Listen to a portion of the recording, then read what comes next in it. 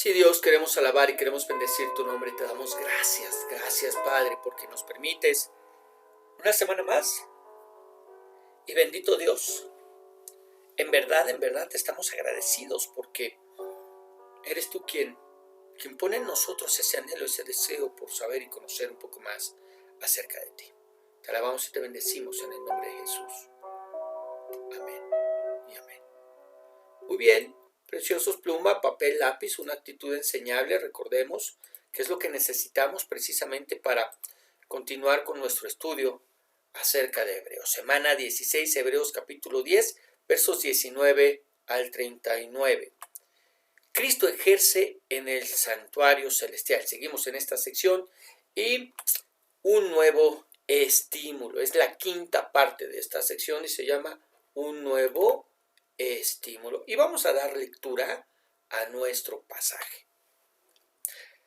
Hebreos 10:19 que dice: así que, hermanos, teniendo libertad para entrar en el lugar santísimo por la sangre de Jesucristo, por el camino nuevo y vivo que Él nos abrió a través del velo, esto es, de su carne, y teniendo un gran sacerdote sobre la casa de Dios, acerquémonos con corazón sincero en plena certidumbre de fe, purificados los corazones de mala conciencia y lavados los cuerpos con agua pura. Mantengamos firme sin fluctuar la profesión de nuestra esperanza, porque fiel es el que prometió.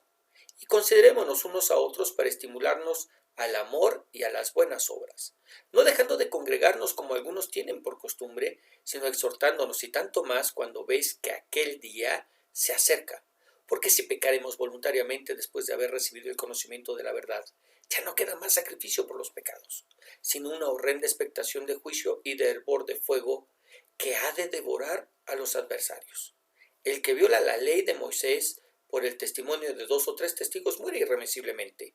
¿Cuánto mayor castigo pensáis que merecerá el que pisoteare al Hijo de Dios y tuviere por inmunda la sangre del pacto en la cual fue santificado, e hiciere afrenta al Espíritu de gracia?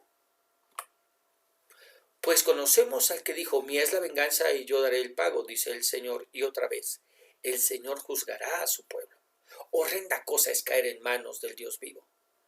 Pero traed a la memoria los días pasados, en los cuales, después de haber sido iluminados, sostuvisteis gran combate de padecimientos. Por una parte, ciertamente, con vituperios y tribulaciones fuisteis hechos espectáculo, y por otra, llegasteis a ser compañeros de los que estaban en una situación semejante. Porque de los presos también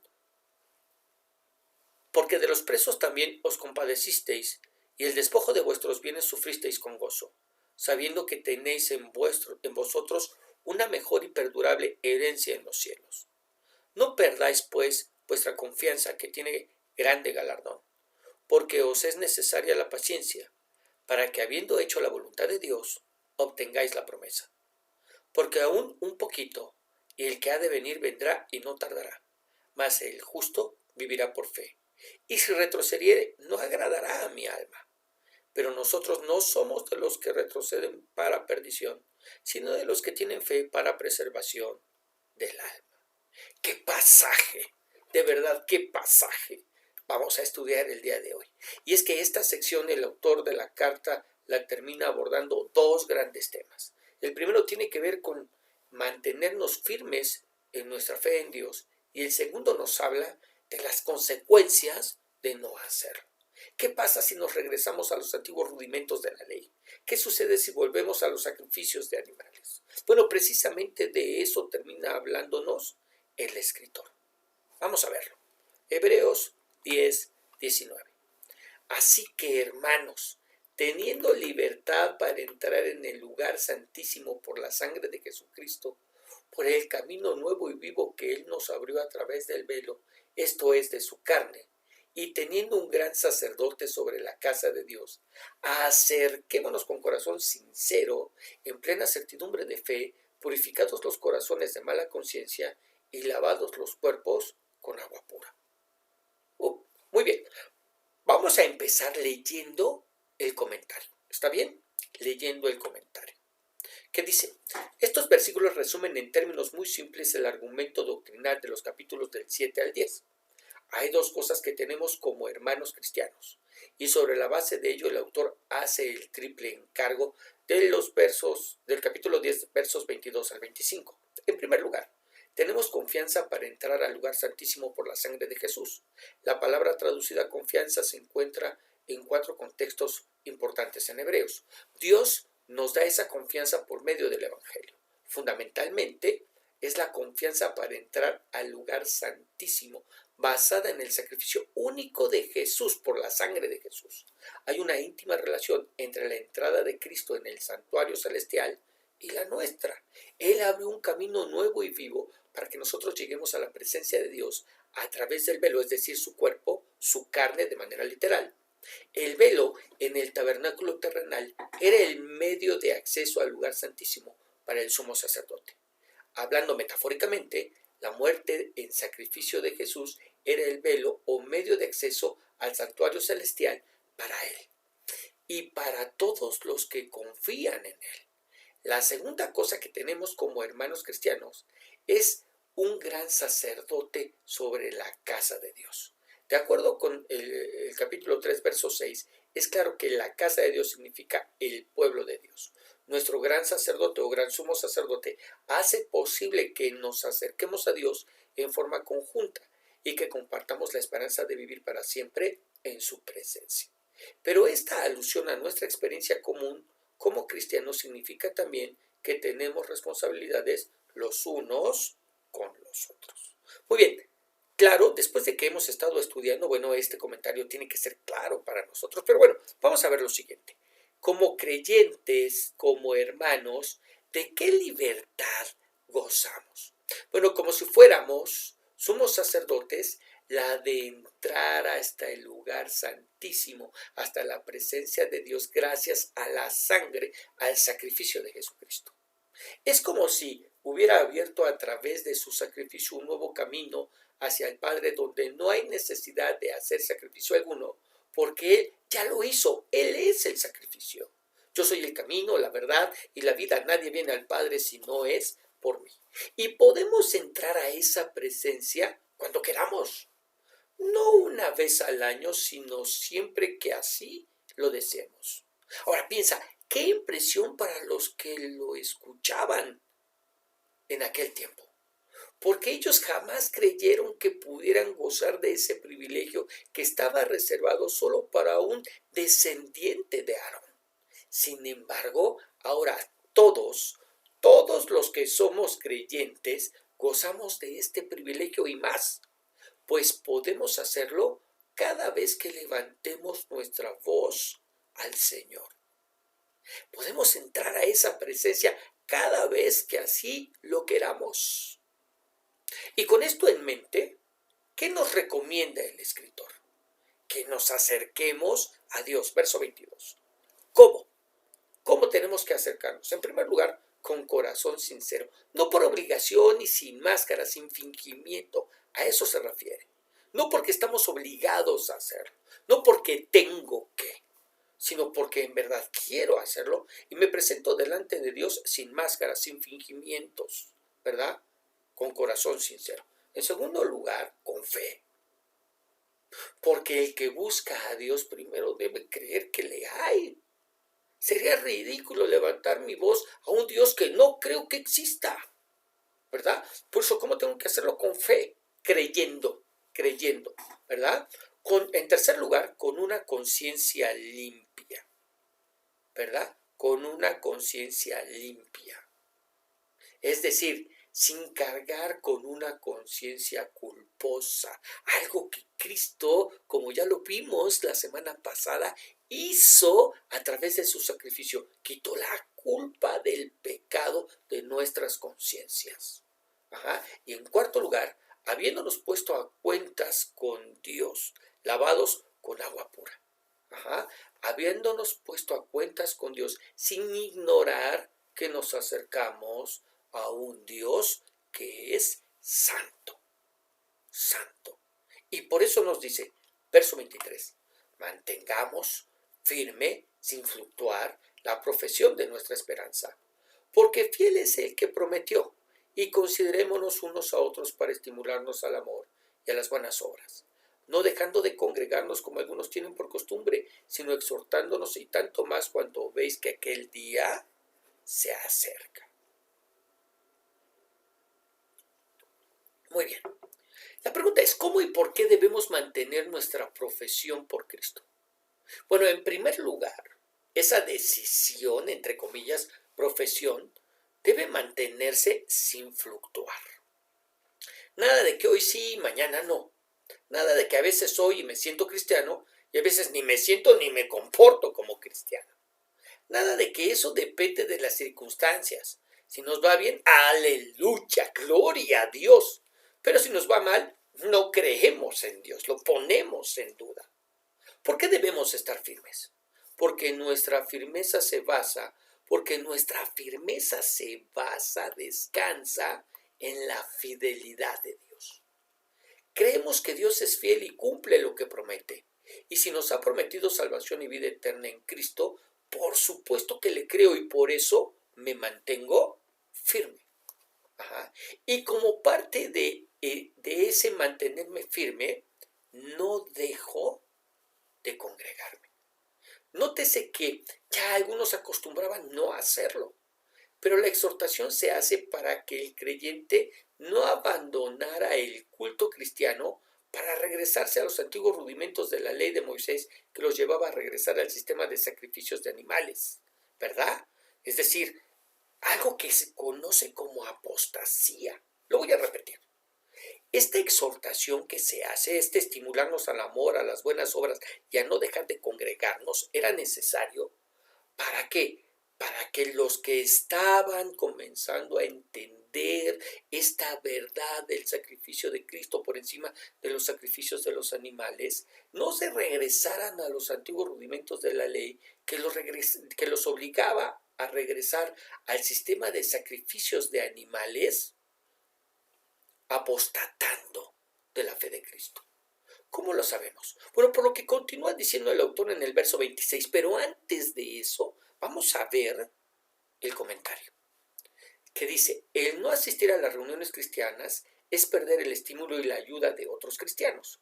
Nos reunimos para anunciar nuestra fe y fortalecernos los unos a los otros en el Señor. Al acercarnos al fin de los tiempos y al estar próximo el día en que Cristo volverá, afrontaremos problemas espirituales, tribulaciones e incluso persecución. Fuerzas anticristianas crecerán en intensidad. Las dificultades nunca debieran ser excusa para no congregarnos. En cambio, a medida que surgen las dificultades, debemos hacer un mayor esfuerzo por ser fieles en la asistencia. Hoy en día, por ejemplo, no lo hacemos por la situación de pandemia que seguimos viviendo, ¿ok? Que seguimos viviendo. Y por eso lo hacemos por estos medios electrónicos. Habrá quien diga, bueno, eso quiere decir que el día que yo quiera, cuando yo quiera y cuando yo pueda. Bueno, pues no debiera ser así. Pues el que nosotros participemos, el que nosotros no dejemos de estar presentes cuando las reuniones se llevan a cabo, ¿verdad? Hace las veces de no dejar de congregarnos y de estimularnos a las buenas obras. ¿Ok? Pero yo decía que entendemos, ¿verdad?, que esta exhortación a no abandonar el culto cristiano para regresarse a los antiguos rudimentos de la ley de Moisés que nos llevaba a regresar al sistema de sacrificios de animales era apostasía. De eso nos está hablando. ¿Por qué? Porque el verso 26 nos dice, porque si pecaremos voluntariamente después de haber recibido, el conocimiento de la verdad, ya no queda más sacrificio por los pecados, sino una horrenda expectación de juicio y de hervor de fuego que ha de devorar a los adversarios. Wow. Atención, mucha atención. Este pasaje es bien importante. ¿Sí? Ha sido mal usado, mal utilizado, mal interpretado, mal enseñado por muchos años. Vamos a ver primero el comentario. Dice, este pasaje trata el pecado de apostasía, que es el retroceso o la deserción intencional. Los apóstatas se sienten atraídos a Cristo en un principio, oyen y entienden su evangelio y están a punto de creer para salvación, pero después se rebelan y dan la espalda. Este apercibimiento contra la apostasía es una de las advertencias más serias en todas las Escrituras. No todos los hebreos responderían a la invitación tierna de Hebreos 10, 19 al 25. Algunos ya no tenían posibilidad de siquiera responder a la invitación. Es decir, ¿qué les pasa a los que reciben el conocimiento de la verdad, de que solo hay salvación en Cristo y luego simplemente siguen en sus tradiciones religiosas? Vamos a verlo de esa manera. En el momento, nada. En el momento no les pasa nada. Ellos seguirán con su vida como la vienen viviendo, pero al final irán a parar al lugar de sufrimiento eterno. Por eso nos dice que lo único que queda es una horrenda expectación de juicio y de hervor de fuego que ha de devorarlos. ¿De qué nos habla? Del infierno. Del infierno. ¿De qué hablas, pastor? Segunda de Tesalonicenses 1:7 dice: y a vosotros que sois atribulados, daros reposo con nosotros cuando se manifieste el Señor Jesús desde el cielo con los ángeles de su poder, en llama de fuego, para dar retribución a los que no conocieron a Dios, ni obedecen al evangelio de nuestro Señor Jesucristo. O sea, ni obedecen, no es que no sepan, sí lo oyeron, sí lo conocieron, sí escucharon del que es de lo que nos está hablando el escritor de Hebreos, pero no obedecen al evangelio de nuestro Señor Jesucristo. Se regresaron al antiguo sistema de los sacrificios de animales, menospreciando la sangre y el sacrificio del cordero. De esto vamos a hablar enseguida. Dice 9, los cuales sufrirán pena de eterna perdición, excluidos de la presencia del Señor y de la gloria de su poder. Una horrenda expectación de juicio y de hervor de fuego que devorará a los adversarios. Verso 28. El que viola la ley de Moisés por el testimonio de 2 o 3 testigos muere irremisiblemente. Es decir, nos está hablando de qué le pasaba a la persona, ¿verdad?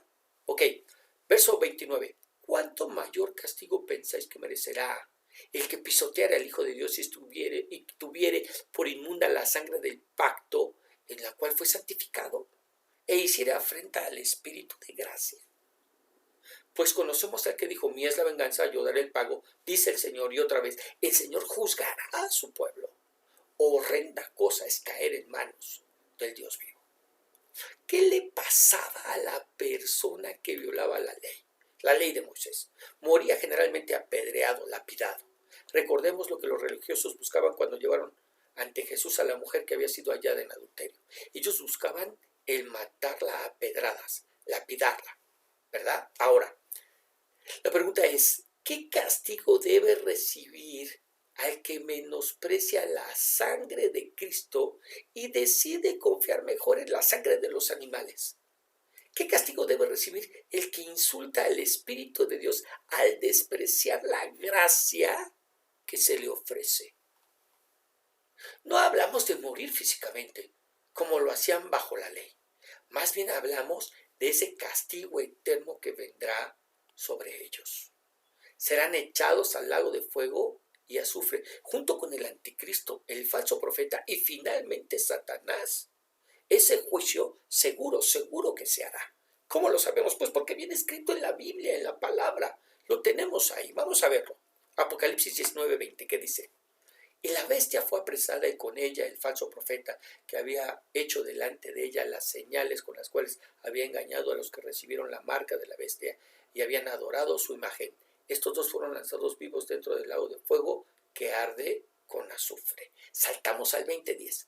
Y el diablo que los engañaba fue lanzado al lago de fuego y azufre, donde estaban la bestia y el falso profeta, y serán atormentados día y noche por los siglos de los siglos.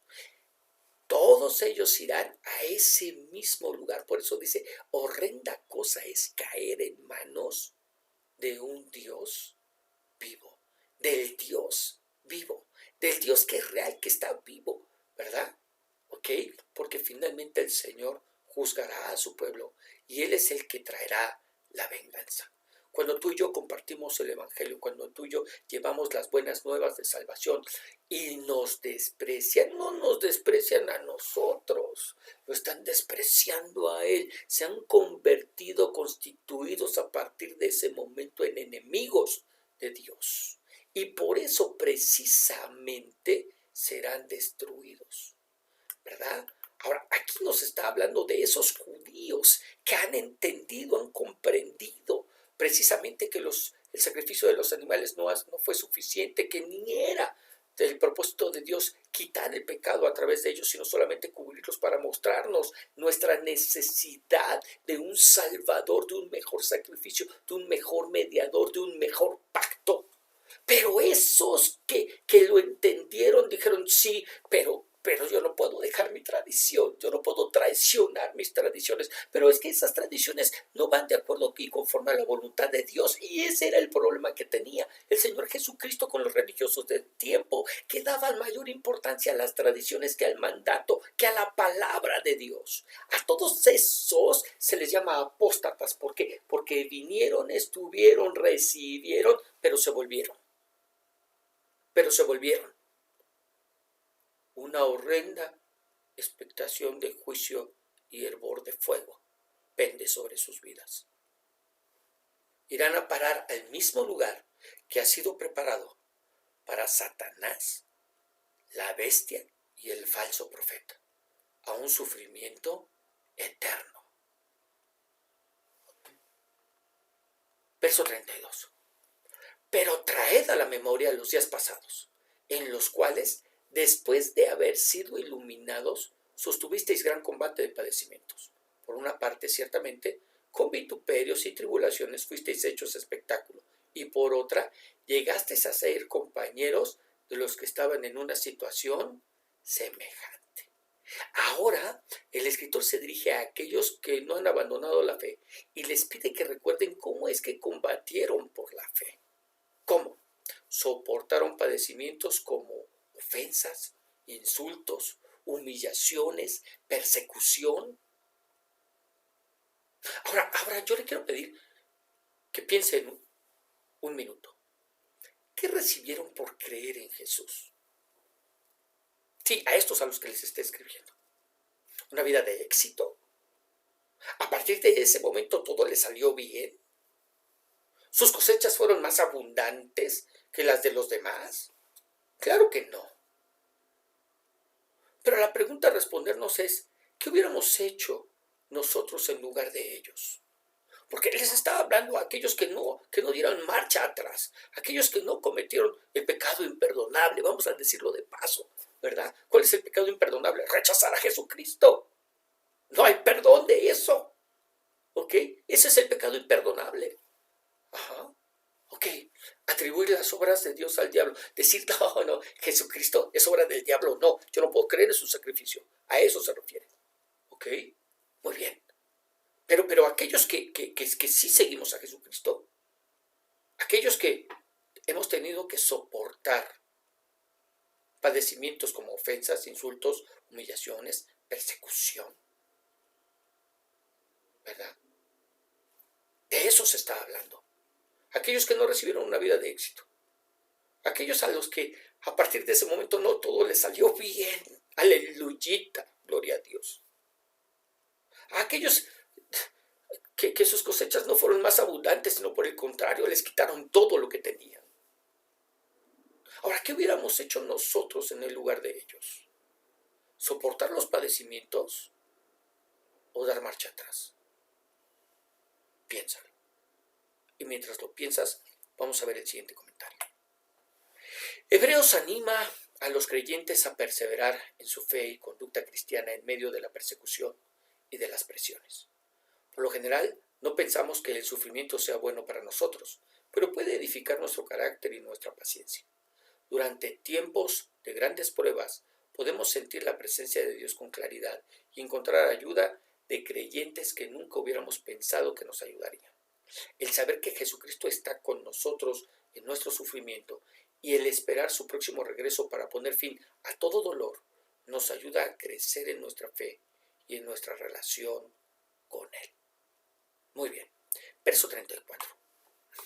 Porque de los presos también os compadecisteis, y el despojo de vuestros bienes sufristeis con gozo, sabiendo que tenéis en vosotros una mejor y perdurable herencia en los cielos. Esto sube de tono.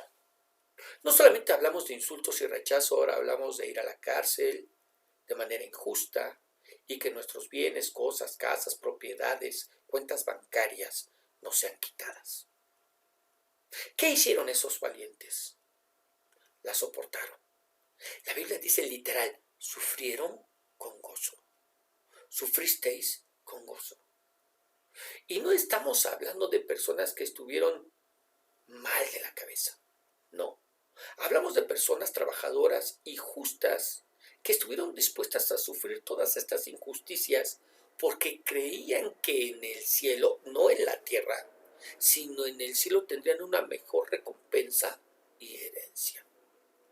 Eso, querido, eso es vivir con la mira en lo eterno.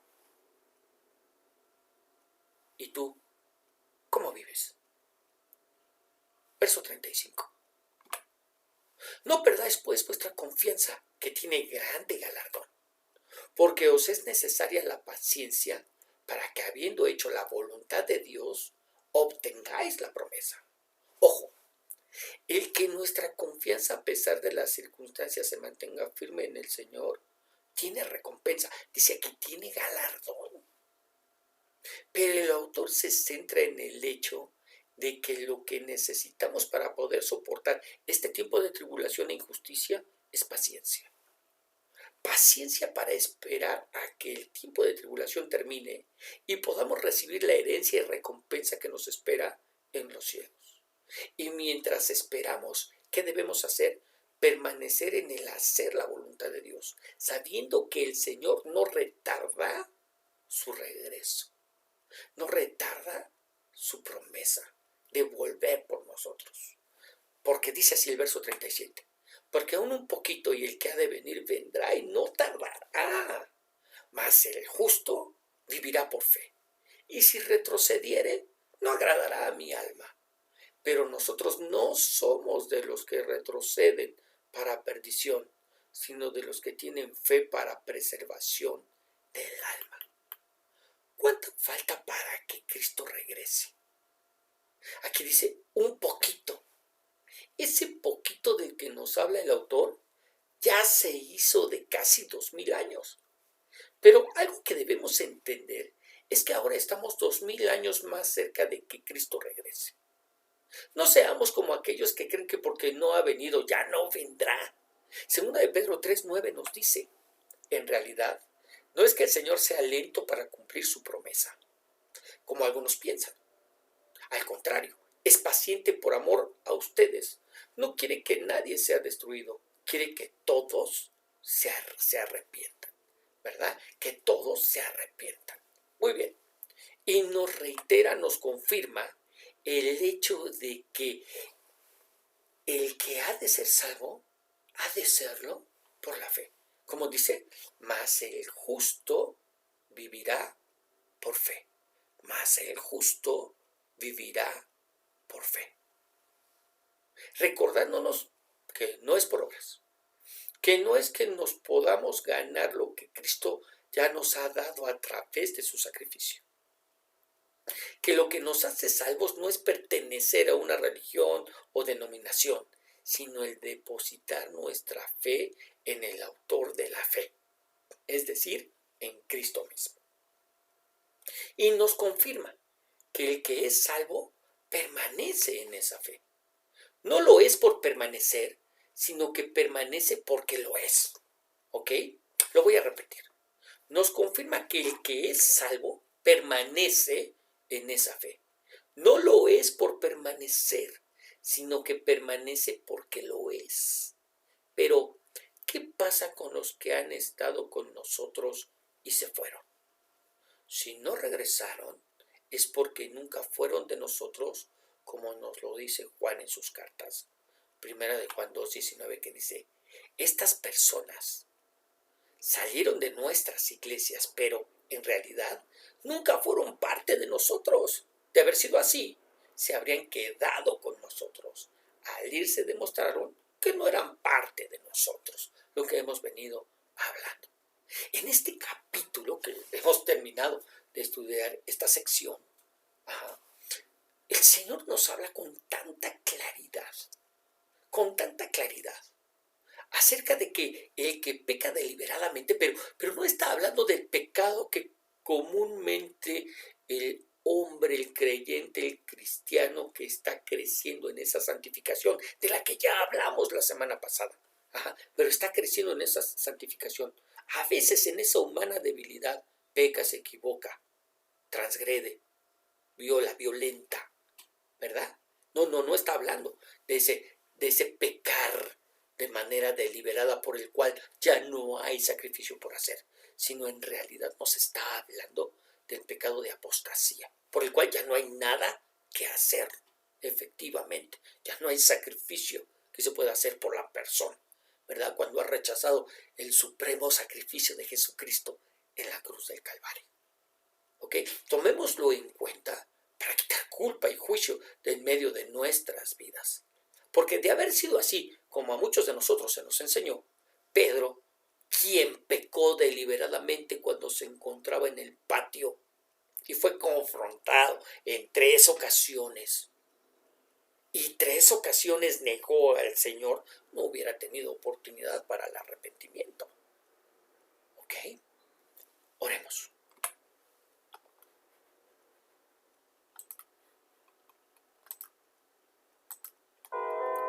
Señor Dios y Padre Celestial,